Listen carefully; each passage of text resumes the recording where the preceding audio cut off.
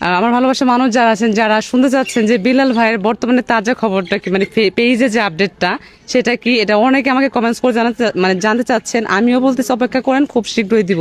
তো আচ্ছা, চলে আসছি ভাইয়া, একটু যদি বলতেন পেজটা কি ফিরে আসবে আদৌ নাকি আসবেন, একটু প্লিজ বলবেন। পেজ ফিরে আসতে পারে, তবে মানে আমি পেজ ফিরে আসার জন্য কোনো সিরিয়াস না।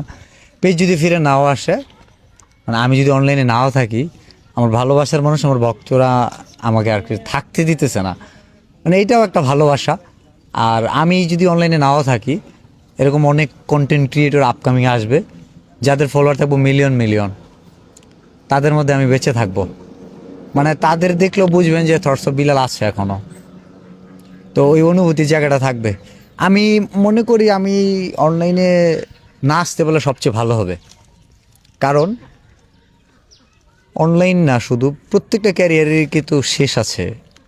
তো এখন জনপ্রিয়তা আছে অথবা মানুষের ভালোবাসা আছে, এখন যদি আমি আমার ক্যারিয়ারে এখানে এন্ডিং করি, এটা মনে থাকবে যে একটা ছেলে আসিল যার হচ্ছে গিয়া 3.6 মিলিয়নের ফলোয়ারের পেজ ছিল, জাস্ট একটা পেজ চলে গেছে, বাট সে আর ব্যাক করে নাই। এটা মনে থাকবে।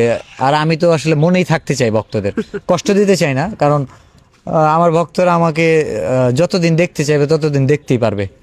কারণ আমি এই যে আজকে আপনার কন্টেন্টে, কালকে ও কন্টেন্ট বানাবে, পরশু কোথাও হয়তো ঘুরতে যাব, এভাবেই চলবে। সো ভক্তদের কাছ থেকে আমি আড়াল হচ্ছি না, ভক্তদের সাথে আমার কথা হচ্ছে, দেখা হচ্ছে, এবং এইটা আরও